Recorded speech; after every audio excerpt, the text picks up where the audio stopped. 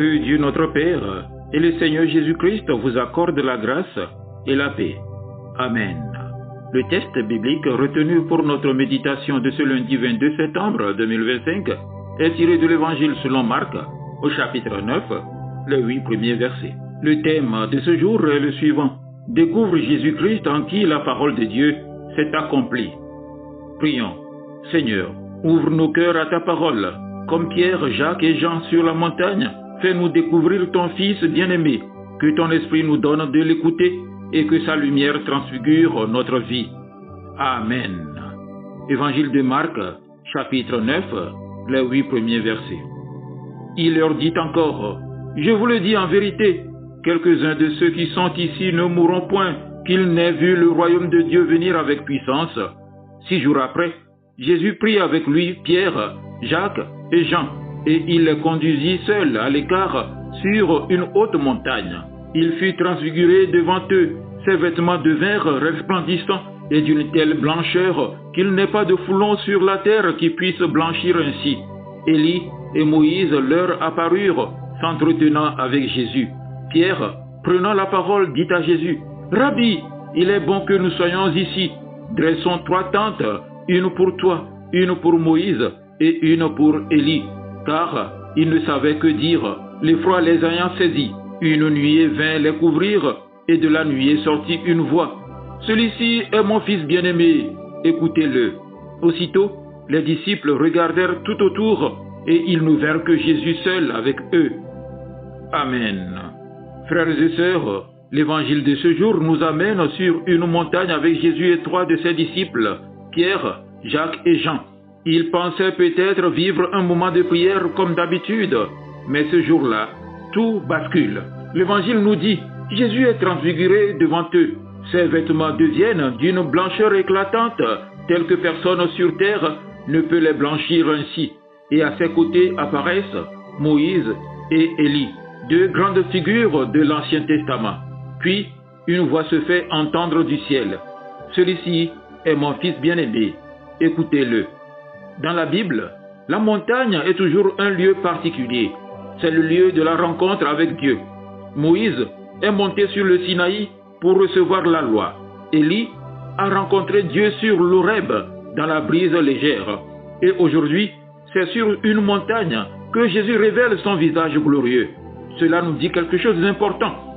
Si nous voulons rencontrer Dieu, il nous faut aussi accepter de monter, c'est-à-dire prendre du recul, quitter le bruit, trouver des moments de silence et de prière. Moïse et Élie représentent toute l'histoire du peuple de Dieu. Moïse, c'est la loi donnée par Dieu. Élie, c'est la voix des prophètes qui rappellent sans cesse au peuple l'alliance avec Dieu.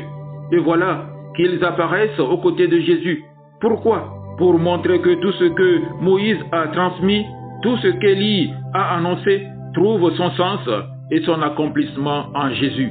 En lui, toute la parole de Dieu devient vivante. Elle n'est plus seulement un test, une règle ou une promesse. Elle a un visage, elle a une voix. C'est Jésus-Christ. Alors que Pierre est encore bouleversé par la vision, une nuée recouvre la montagne et une voix se fait entendre. Celui-ci est mon fils bien-aimé, écoutez-le. Cette voix, c'est la voix du Père. Voilà le cœur de l'Évangile.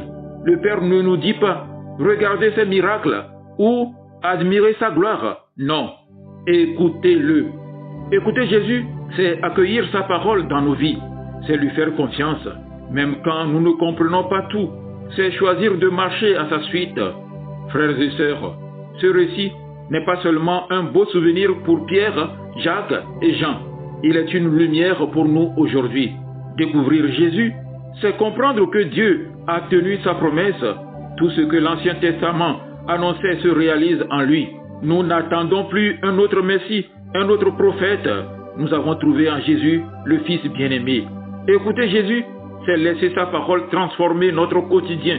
Dans un monde où tant de voix veulent attirer notre attention, les réseaux sociaux, les publicités, les discours politiques, les opinions diverses, nous avons besoin d'apprendre à discerner la voie qui sauve, la voie qui conduit à la vie.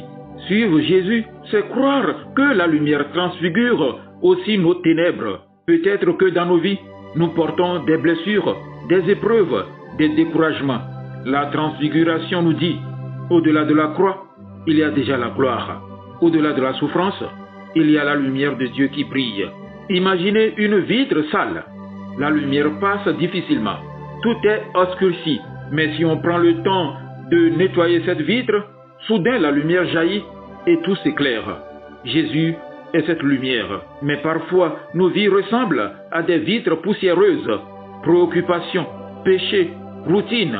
Écoutez Jésus, c'est accepter qu'il vienne nettoyer nos regards pour que sa lumière transfigure nos vies. Frères et sœurs, sur la montagne, les disciples ont découvert Jésus tel qu'il est vraiment, le Fils bien-aimé, celui en qui toute la parole de Dieu s'est accomplie.